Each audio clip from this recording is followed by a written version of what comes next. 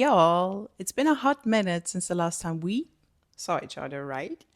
I hope you're doing amazing. I'm doing pretty good. I'm Lisa, 24, and I study psychology. You may have already guessed from the title of this video, we're going to talk about Kayla Malik's videos she posted about her ex-boyfriend. I found it amazing how powerful Kayla is, how strong she is, because it takes a lot to talk about your trauma. And then not only talk about your drama, but talk about in front of millions of people about your trauma. For the ones who don't know what I'm talking about, don't worry, I'm going to explain everything to you. Just know this past relationship of Kayla was characterized by abuse, gaslighting, and brutal violence. It could be a tough one, but I feel like it's necessary. It's necessary to talk about topics like this. I find it so important to get an insight about the warning signs of a possible toxic relationship and to get the knowledge to differentiate what's okay and what's not. So that's what we're going to do today. Since we're going to talk about sensitive topics, I want you to give out a trigger warning. If you struggle with any of the topics I mentioned before, ergo, abuse, violence, and gaslighting, please don't watch this alone. Don't watch it at all if you don't feel like, or watch it with someone you trust, someone who's close to you. Please take this seriously because I care about you and your well being, and you should too. So, as always, I have my cup of coffee in my hand, and I'd say we're ready to go. So, first of all, who is Kayla? Who is the person we're talking about? Kayla is 20 years old, and she is a content creator from the USA. She's really popular, I'd say. And she got really popular in like 2020 on TikTok. And since then, she gained millions of followers. So she's really a big star. In her videos, she's usually funny, bubbly, and yeah, she's careless, I'd say. She's always trying new stuff. And she also got pretty popular for her piercings because they were like unusual for, yeah, they were pretty unusual. So that's that. So she's like the funny girl everyone would like to hang out. But what happened behind the curtains the last year was the complete opposite. Kayla got to know someone and she fell in love with that person. But pretty soon, this person showed unacceptable behavior. It turned into an abusive relationship dominated by physical and psychological violence. Kayla describes it pretty well how such a toxic relationship feels like when you're in one and how hard it is to distance yourself from one. You have the highest highs and the lowest lows. And that is what gets you to stay. Because after every single bad thing he had done to me, he would wake up the next morning, act like nothing happened, give me a hug and a kiss, tell me exactly what I want to hear, and then we'd have like good days together. So, as I mentioned before, we're going to have a psychological insight today on this case. And we're going to have the psychological insight with Gottman's Four Horsemen. Patterns of communication in a relationship that are pretty good indicators that the relationship is going south, like south, pretty fast. In most relationships, we have these patterns, but it's in the amount of how much they occur that makes the difference. Healthy relationships, we don't use these toxic patterns as often, but in toxic relationships, they're pretty much the whole relationship, the whole communication, I'd say. A healthy relationship also differs in how much the two people put into to work on these toxic patterns. So a healthy relationship doesn't have many toxic patterns. If they do, and if they are aware of these toxic patterns, they are putting much work in it to repair it. While in a toxic relationship, the whole communication is really characterized by these toxic patterns. These four indicators are also often used in couple therapy. So they can indicate pretty well how the relationship and how the communication of the relationship is going. At the beginning of the relationship, Kayla and her then boyfriend went to a party. As far as I can remember, it was a celebration for the 4th of July, around that. They had a pretty good time and they got home. They were then laying in bed and they were just talking about whatever. Out of nowhere, he accuses her of cheating with his best friend. He accuses her of cheating without any basis. He's attacking her integrity as a person rather than her behavior. So that day we kind of just are drinking and hanging out. We go out to dinner and, you know, things are fine. And we end up going back to the house and we're laying in bed talking, and he looks at me and he's like, "You fucked my best friend." And I'm like, "What are you talking about?" And he just goes on this whole rant and he's like crying to me and getting very like vocally up. So this is a pretty good example for criticism, which is also the first horseman of Gottman. So criticism in a toxic relationship often sounds like, "You never," or "you always." For example, "You never take out the trash," or "You always cry when I tell you what to do." I don't know. So you're attacking the person for itself and not the person for the behavior. At one point, Kayla's then boyfriend is out with his friends, drinking and partying, which is pretty often, from what I've understood. The more he drank, the more aggressive he got. He's then out with his friends, he's partying, he's drinking, and out of a sudden, he calls her drunk.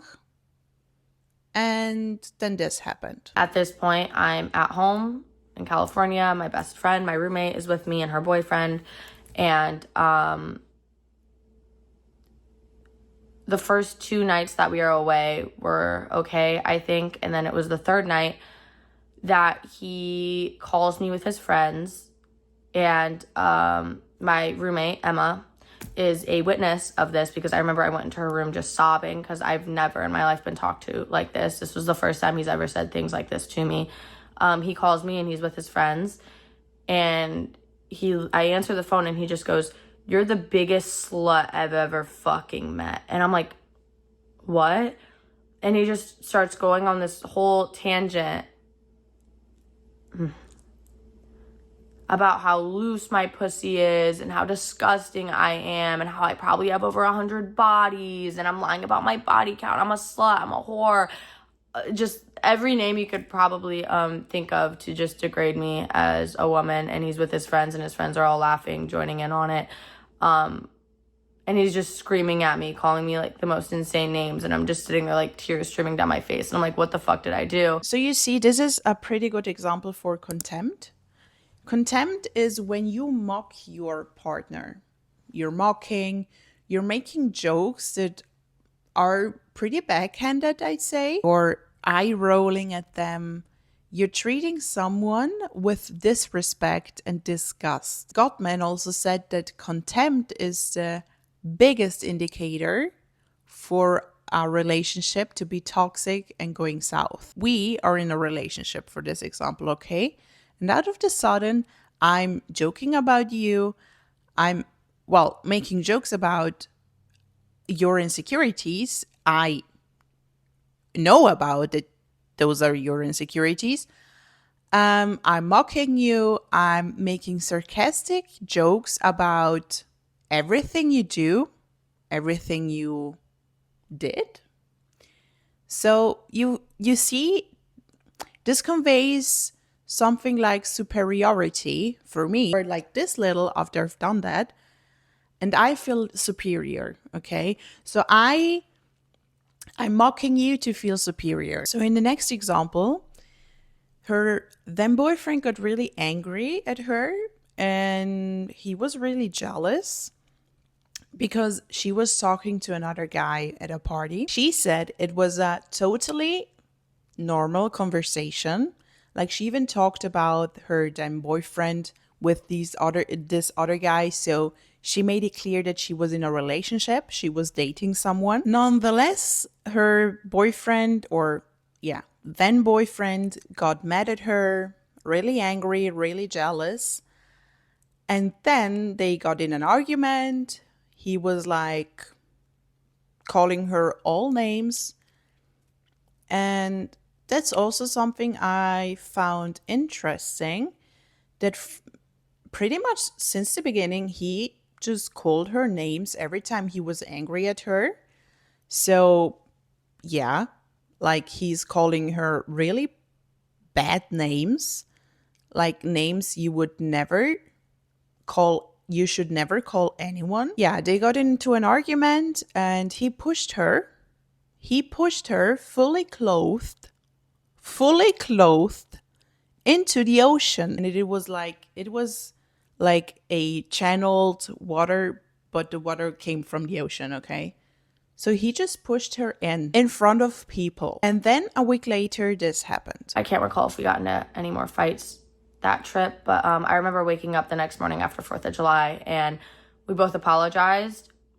I wake up and he apologized to me, and he just said he was sorry and that it was my fault, and that I'm not allowed to talk to any man ever, doesn't matter. And I was just like, okay, I'm sorry. That was that. At one point in their relationship, he had built a vanity for her at his home. Sometime later, he got brutally physical, abusive with her. He slapped and punched her in her face, and he also punched his hand into the vanity. And after that, he's blaming his unacceptable behavior on her. He's in the bathroom and he's washing his hands and he's calling me a bitch, a slut, saying it's my fault that he had cut his hand on the vanity. Blaming it all on me, saying it's my fault. So you see, these two examples are pretty good examples for defensiveness. He's behaving in a way that is unacceptable, totally unacceptable, but he's blaming it on her. We oftentimes see such things in other domestic violence cases where the partner who is the victim of this behavior could say things like, oh, yeah, he or she got angry at me, they hit me, but I know it's my fault because I said this and that and I should have just kept my mouth shut, for example. So this is like a whole process that is starting in your psyche when you're the victim. If you're hearing on and on and on again that you are the one to blame for the behavior, for this abusive behavior, you're going to believe it. Sooner or later, you're going to believe it. What I also find important right here is it is never the victim to blame. There's no fault in the victim. Toxic relationships like these, abusive relationships like these, they are so complicated and they are twisting with your mind. It is really, from a psychological point of view, it is really, really hard and difficult to distance yourself from a relationship like this. So you see, defensiveness is playing the victim, deflecting blame, or making excuses to avoid responsibility. It usually escalates conflicts instead of resolving them. So you often would hear things like, it's not my fault, or You are the one to blame. You made me. Later on, Kayla talks about an episode that happened in New York. She and her then boyfriend were in New York because she had a pretty amazing job opportunity project she needed to do there. Everything went well. She was really happy about that, obviously. It was like a pretty big milestone in her career. They went out to dinner and she was like, yeah, she was thinking that they would celebrate it.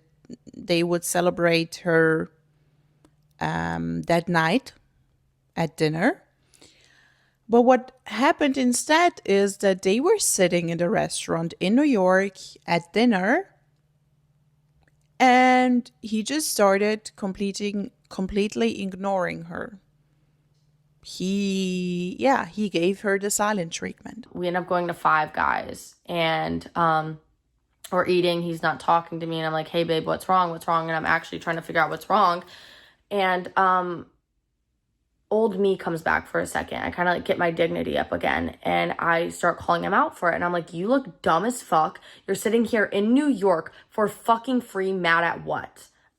And so I'm sitting here like making fun of him and I'm like, you're sitting here mad as fuck. You're in New York for free. You're celebrating me and the photo shoot I just did. And you're in New York and you're mad for what? Like, what the fuck are you mad about right now? And so I'm calling him out for his shit. And he's sitting there silent. He's sitting there silent. He's sitting there silent. And he's just sitting there silent, like not saying anything. Sitting there, he's not saying anything at all. And I'm just poking the bear. He's ignoring me. He's not paying attention to me. And this was in the beginning of his phase of doing this, so I didn't really know how to treat it or react to it. He just sat there and said nothing.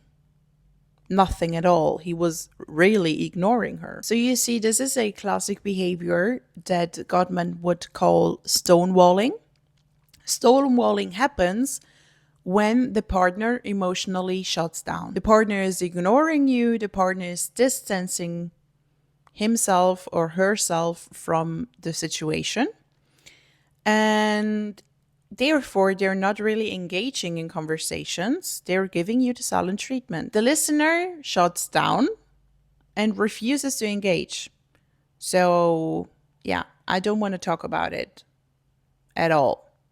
Which is, in a healthy relationship, wouldn't be that toxic, I'd say. Because if you are like communicating your feelings in this situation and you're like, no, this right here is too much for me. I feel flooded. I'm not able to talk about this and that right now.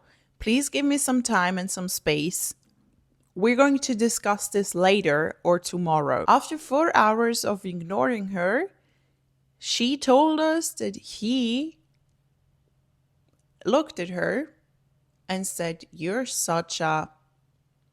I'm not going to...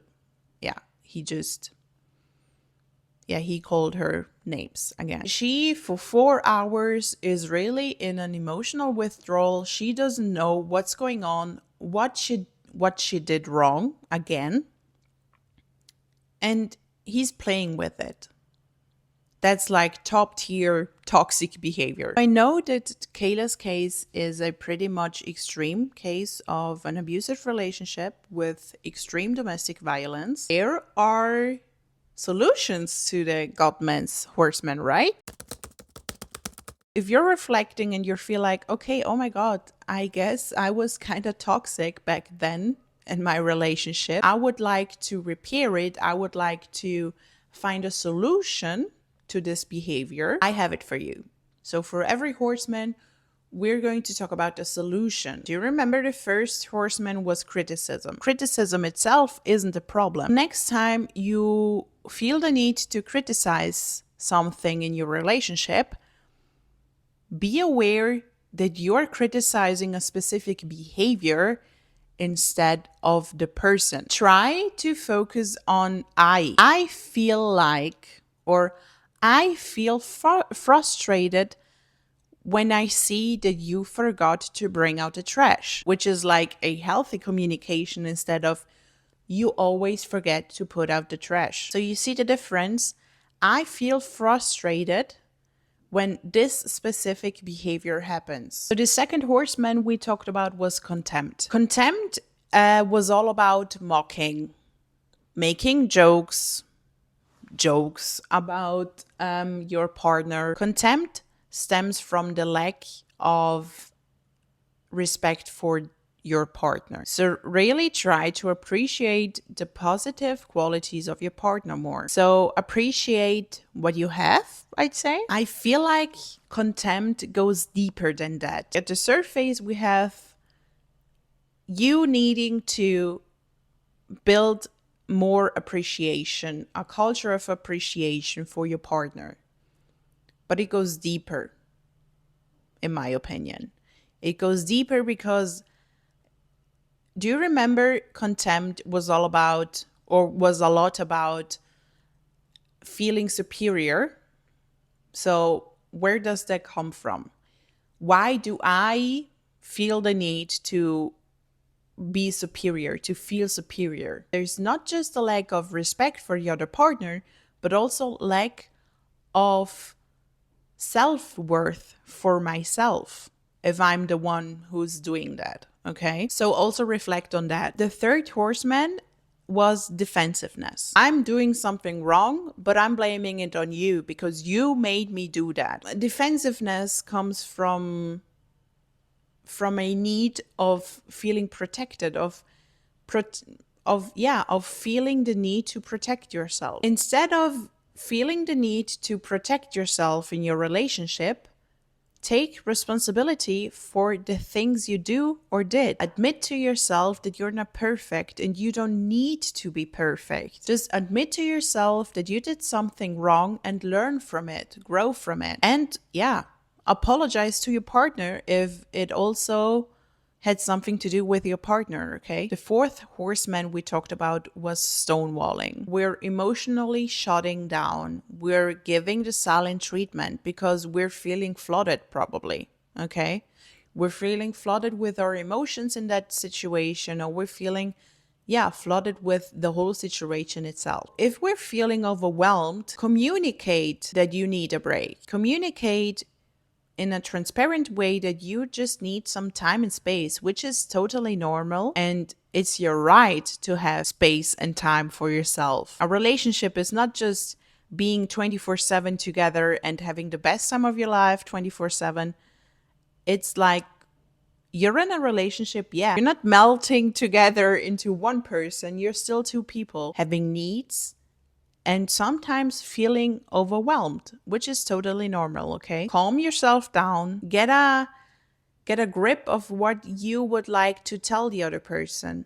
Communicate. While I know that Kayla's case is a extreme case of domestic violence, right at the beginning there were like many little things that weren't normal, that weren't okay. You know, like when you get to know someone and they're like pretty, like they're nice, they're attractive probably, but in some situations you feel like, oh, okay, like he or she really did that right now. These are the little red flags you felt from the beginning.